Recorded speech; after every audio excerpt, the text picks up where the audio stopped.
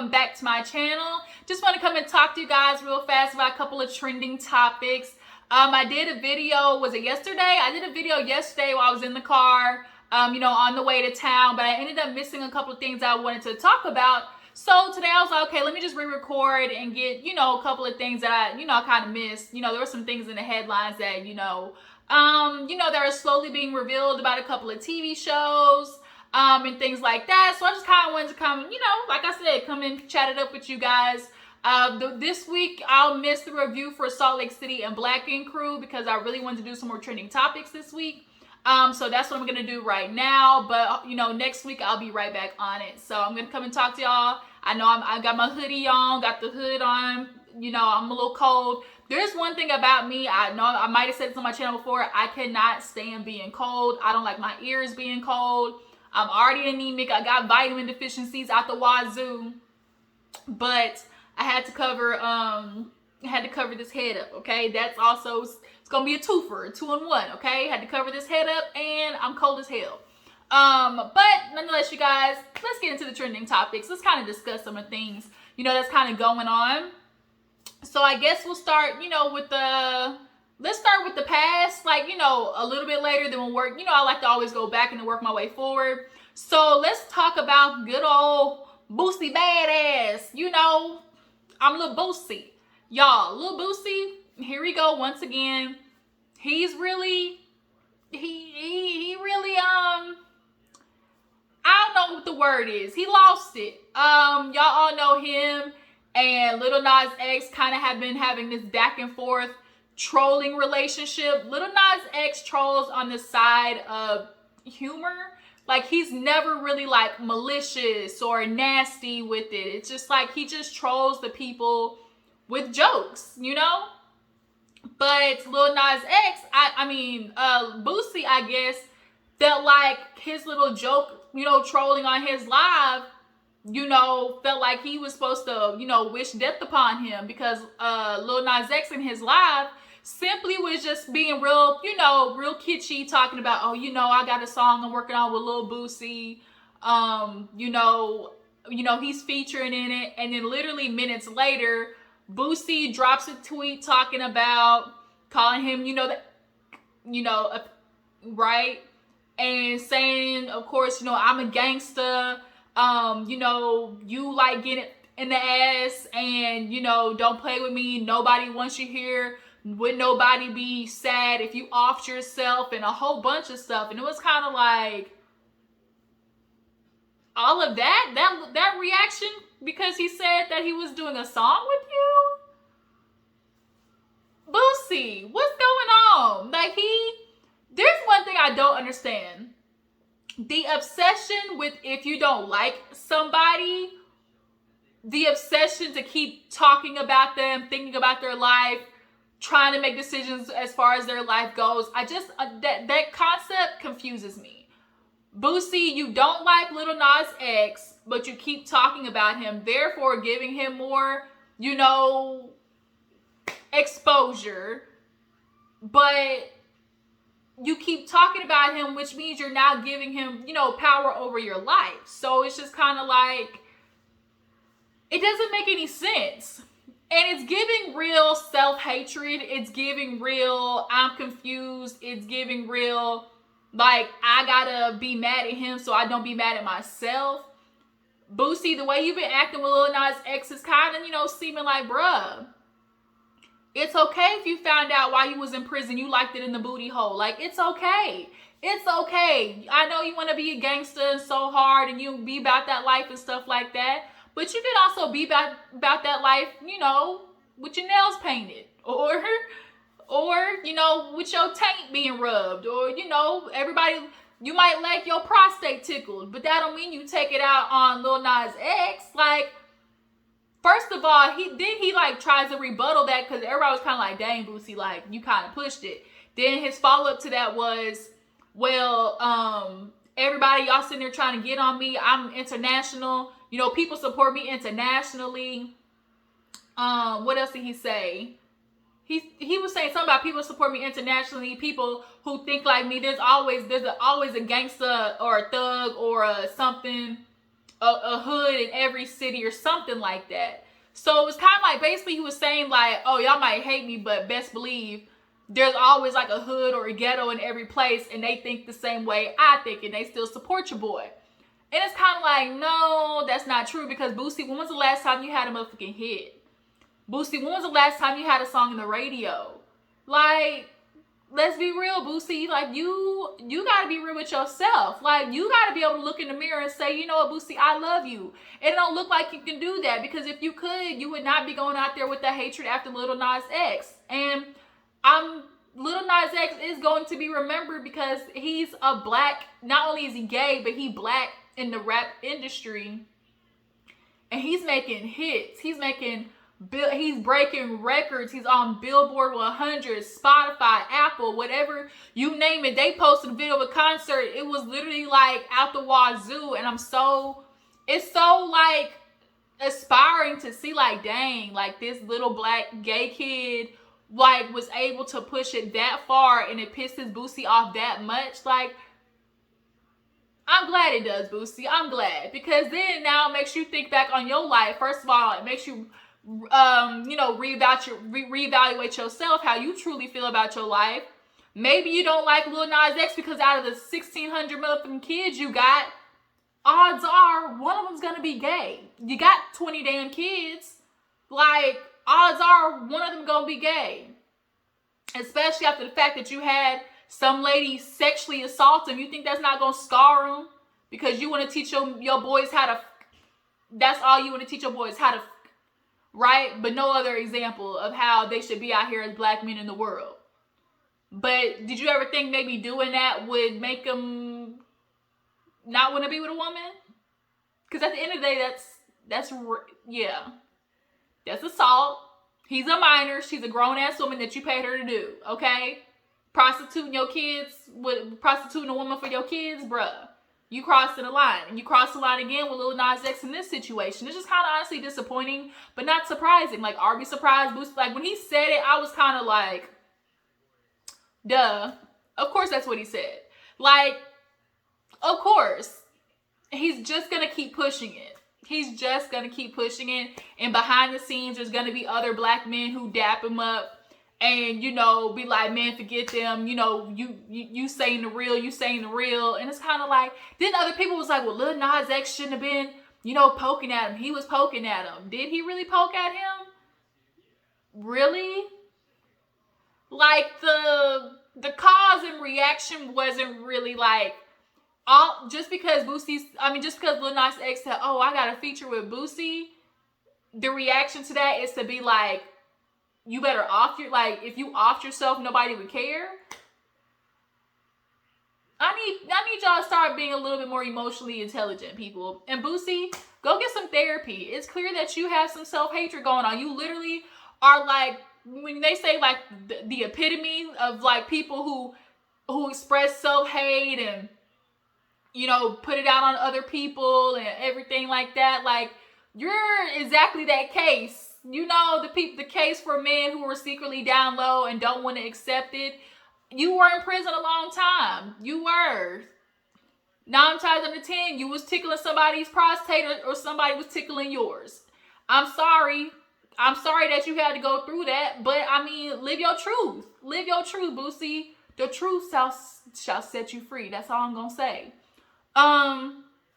Moving on.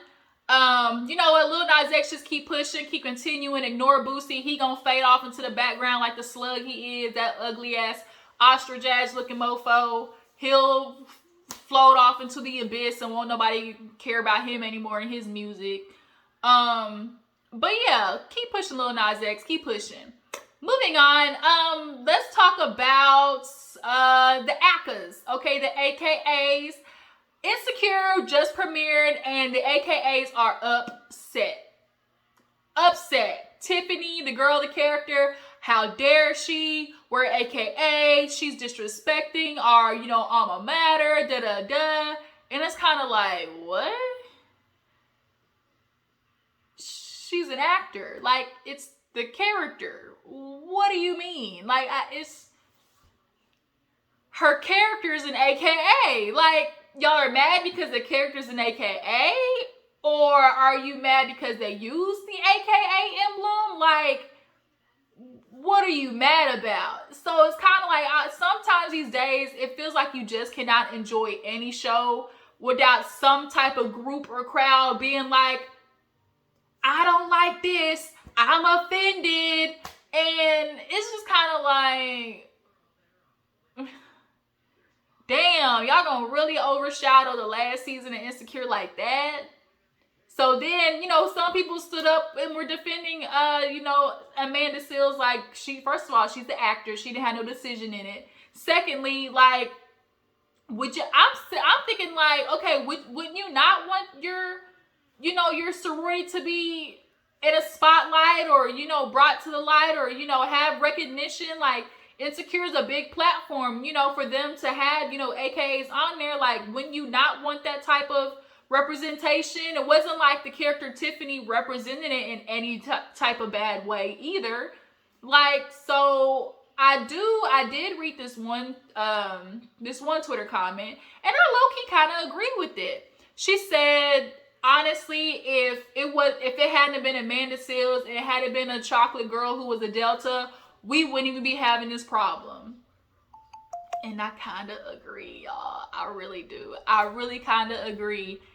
If it hadn't been Amanda Seales and it being somebody else, I don't think there would have been a problem at all. I really don't. A lot of people kind of are like, with Amanda Seales, so I think that plays a lot into it.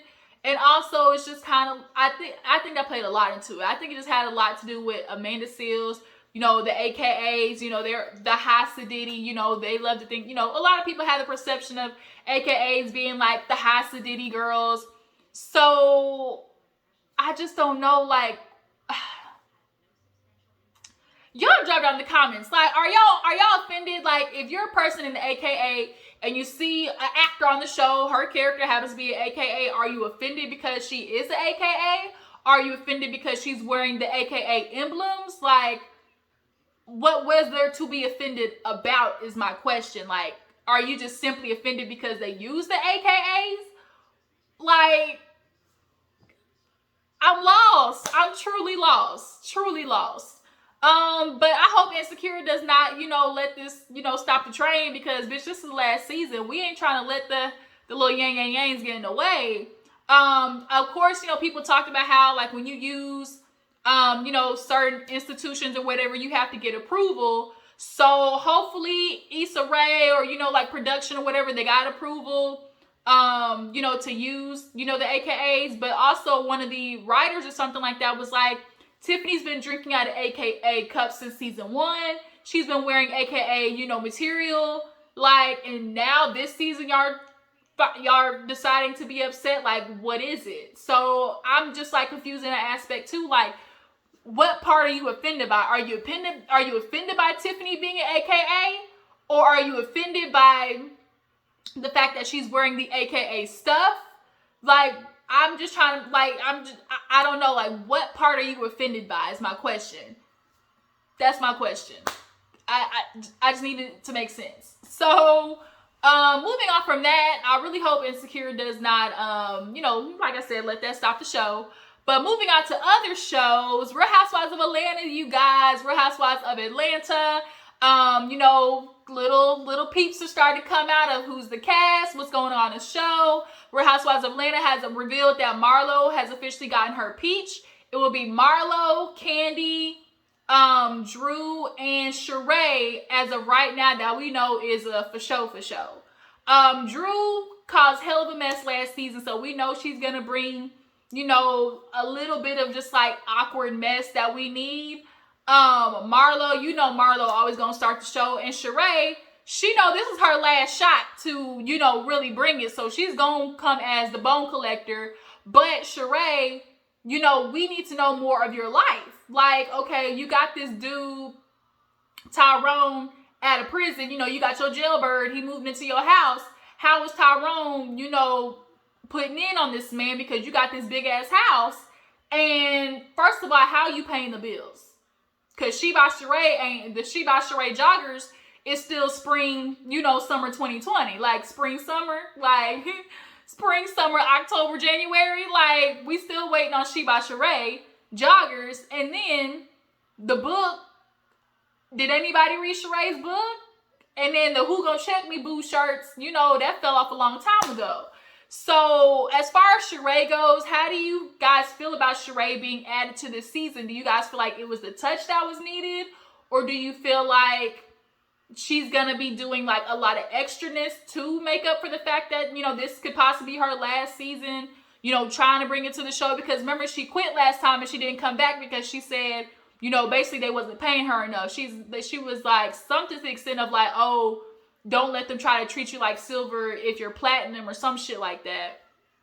So the fact that she's coming back now, I'm sure has a lot to do with Porsha leaving. Rumor is that light-skinned Keisha is making an appearance on Real Housewives of Atlanta.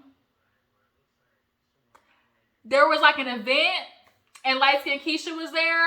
I'm hoping she's maybe just a friend. And then LaToya, she was kind of like pictured there too. So it was like, are y'all like an extension? Are y'all the friends? Or are y'all just like doing peekaboos? Like, are y'all just coming in for peekaboo scenes? Or are y'all like gonna be as friends of the show? And if that's the truth, like, if you gonna be friends of the show, why the fuck is light-skinned Keisha? Like, light-skinned Keisha, I'm sorry. That light-skinned Keisha and Real Housewives of Atlanta don't go in the same sentence. I'm not tripping, right? Y'all drop in the comments. Light-skinned Keisha for Real Housewives of Atlanta. What do you guys think about that? Because to me, that sounds crazy. We're going to invite light-skinned Keisha on Real Housewives of Atlanta. What's she going to do? Like, what's she going to talk about? Like, they're not even, like, Marlo and Candy, like, they're not even on the same caliber as light-skinned Keisha. Like, the fuck? Like, how did that even come? Like, that has me worried. I'm not gonna lie. It has me worried. Everybody knows this is kind of like, you know, I want to see Housewives of Atlanta succeed. They got new producers. You know, we're just gonna see.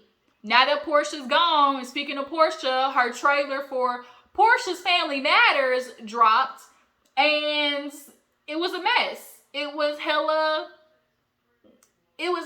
WeTV meets Zeus meets Bravo, because it has the production value of Bravo, but the drama of WeTV Zeus. She brought her whole family along. She brought Dennis and his mama along. Dennis, first of all, in the trailer, you make too much damn money for your mama be looking like that. Porsha mom be on fleek when she come on scene, and here come your mom over there looking like Hattie Mae Pierce. Looking like, what's that lady from Holiday's Heart at the end? Holiday's Heart is my freaking movie. I don't care what nobody said, but she was at the end carrying that bike, that old crackhead woman. I'm sorry, didn't your mama look like that? She did. She did. In the scene, she looked a hot ass mess. But nonetheless, we see Porsha doing this spinoff, and it definitely does, you know, change the trajectory of Real Housewives of Atlanta. Because that would have been a huge part, like a huge storyline for everybody to be a part of. You know, I think Porsha's playing the long game, because if Porsha Family Matter does not take off, she still can always come back to Housewives of Atlanta and they'll pay her more, because it's going to be the main storyline, because the girl's going to get in that ass. Porsha knew she was going to have to create her own narrative. She was going to, like, leaving it up to being around the other girls, like, she just wasn't ready for those questions. She wasn't ready for that fire. She wasn't ready for it. Kenya, if Sheree was gonna be on the block, Kenya, Sheree, and Marlo, all three of them, the messiest of the messiest. And we all know Kenya love a good moment, because with Tanya, she pulled the cookie bitch out. Remember, she brought the cookie lady? So if she brought the cookie lady for Tanya, you know she was going to be on that ass for Porsha. I don't know who was going to pop out, but shit, what if Fallon made an appearance? Like, I think we all know Porsha knew to run and duck for cover. But now that why do they call it Porsha Family Matters? Like, I thought it was going to be the pursuit of Porsha or some shit like that. But I guess because the family's on there, that's how they're going to do it. We saw a lot of throwing. We saw a lot of, you know, tension between Dennis and Simon, because Dennis talking about, well, you know, the baby mama always the one or some shit like that. And then the cousin, I will say I am glad to see from the preview that her family was just as confused as everybody else was. Bitch, she got engaged. What? Even her sister was like, wait a minute, Porsha's engaged in 2 weeks? Like, what the fuck? Like, everybody, I'm glad to see that her family was just as thrown off as us, because the shit didn't make any sense and the shit was foul. I don't care what nobody says, the shit was foul. So for her family to be like, you know, questioning it too was like, kind of like, okay, this might not be, you know, for the fakery, right? So are you guys gonna watch Porsha Family Matters? Is this something that, you know, is definitely worth reviewing? Is it worth reviewing? What do you guys expect from the show? Do you guys feel like it's gonna be, I feel like they might have, you know, used all the good bits for the show, obviously for the trailer, and I feel like the season's really not gonna be all that. I just really don't. I don't. Of course, people are gonna watch it, because people like the drama of it all. But what y'all think? Do y'all think it's worth it? Do y'all think Porsha is gonna be able to pull a Kim Zolciak? Because Kim Zolciak has shitty ratings, and they gave her a good like 4 or 5 seasons. So if they gave Kim Zolciak 4 or 5 seasons, they for sure gonna give Porsha at least 2. Porsha Family Matters, Real Housewives of Atlanta, that's gonna be coming up. So I'd be interested to see like how that plays out. Because Porsha, bitch, you was dirty with that big old ass that you got. You was dirty. And here you are taking pictures with Simon with his old turtle looking ass. Simon literally looks like he could be Dennis' daddy. Like the same bald, round, big old milk dud head both of them got. Like, it's crazy. What else did I want to talk about? I think that was kind of it. I'm trying to think if there's anything else I might have missed to discuss. Do I want to talk about Dave Chappelle? Do I? I'm just gonna pose this question. What do you guys think about Dave Chappelle?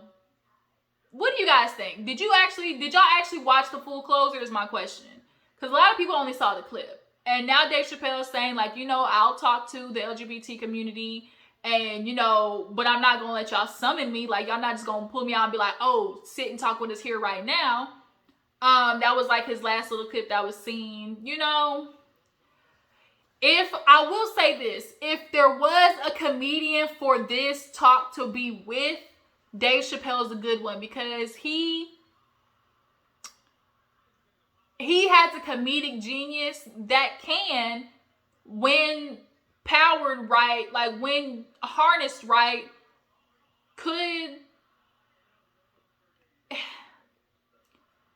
it could affect really good change. Because I'm of the belief, okay, look, we want equality, everybody gonna get it, right?